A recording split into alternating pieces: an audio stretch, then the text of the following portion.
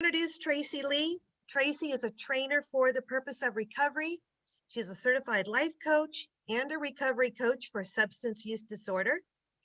She also has professional experience working with counties, supporting social services with over 28 years of experience, and has a master's in public administration.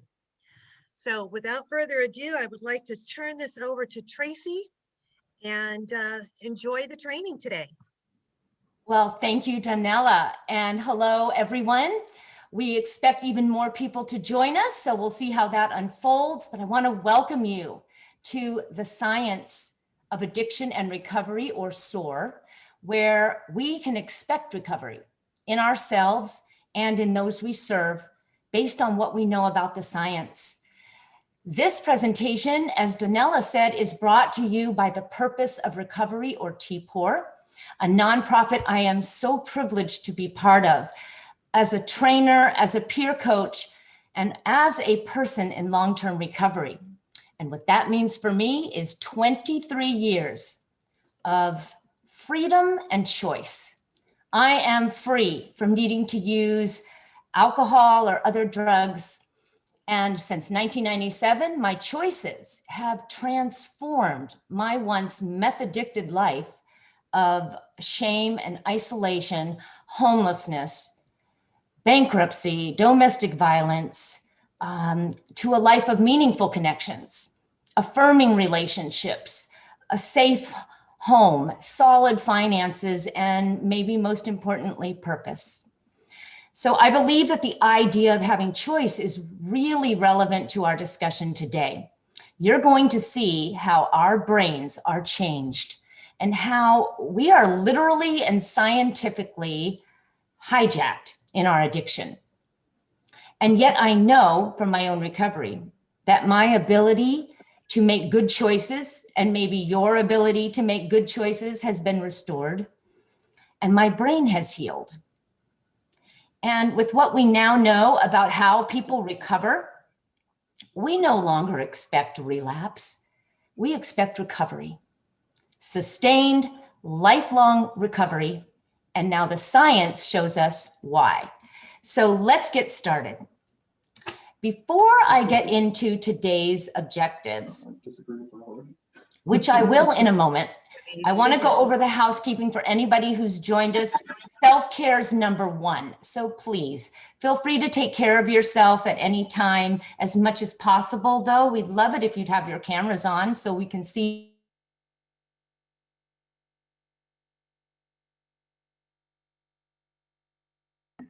Tracy, you muted. Yes, Tracy, I'm so sorry. That was my mistake. If you can unmute yourself. Okay. Can everybody hear me? We can hear you now. So sorry about that. Well, I wonder how long I've been muted. Just for a You said, second. please keep your cameras on so we can see one another.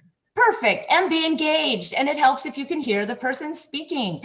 Okay, but I ask that you use chat for questions and for your comments so that we stay on track. But know this, we're going to have some breakout groups and pair shares, and I do want you to speak up when you're in those groups. And now for the workbook. I hope that you received an email with an attachment. If you didn't, Dallas, could you post in our chat, and we may have to post that again down the road, the workbook. So if you have a chance and you haven't already done it, download it so you can follow along. It's a great resource. You'll be fine if you don't have the workbook, though. You might want to have a piece of paper for notes.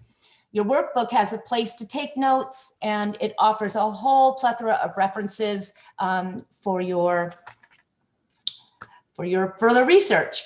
So here's our objectives, and this is on page 1 of your workbook.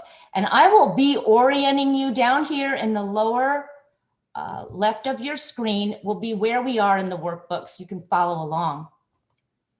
So we're here to gain an understanding of the science of addiction or substance use disorder. You'll hear me use those terms interchangeably. And then you will be empowered by the emerging science of recovery. And best of all, we're going to take what we've learned and look at ways to apply SOAR to promote recovery wherever you are. So with that said, let's find out our roadmap.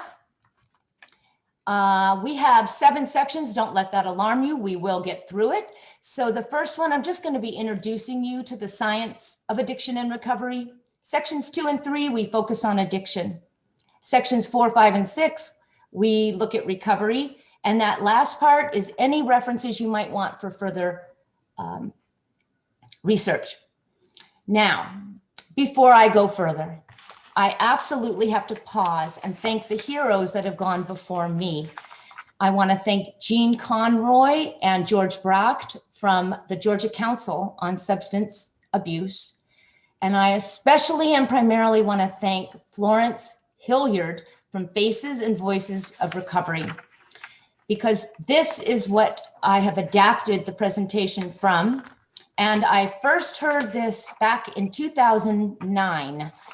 And when I did, I, for the first time, understood some unexplainable behavior in myself that I had not yet been able to forgive. And just for a touch of what that behavior was, I'm a mother of a son. And back then my child was only maybe 5 or 6.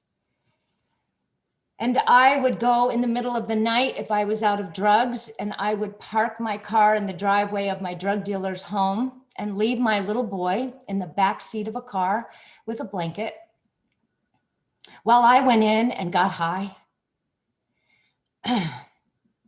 Who does that? Who leaves their child in a car unattended in the middle of a night at their drug dealer's home? Well, I did that. And that kind of behavior is pretty hard to forgive, but that is the beauty of what's going to be shared in this presentation. It allows us to explain the unexplainable.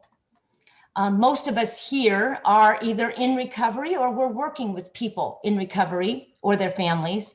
And this information helps us understand that baffling disorder from a science-based perspective. Science of addiction and recovery has helped reduce stigma. That's that mark of disgrace that we wear when we are in our addiction.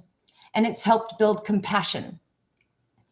It continues to help us advocate and educate our elected officials, policymakers, changing laws so that there are appropriate treatments and appropriate services and peer support given to those of us with substance use disorder. So I've kind of outlined here for you what I plan to share. What I'd like you to do is think about, what do you expect from this presentation? What do you hope to gain from our time together? And there's a place on page 2 of your workbooks where you can kind of reflect for just a moment. And I also want you to think about, how has recovery made a difference in your life? So that's on page 2 in your workbooks or on a piece of paper. But now this is a great lead in, because we're going to talk about recovery next. I'm going to leave you with this thought as we leave the science of addiction.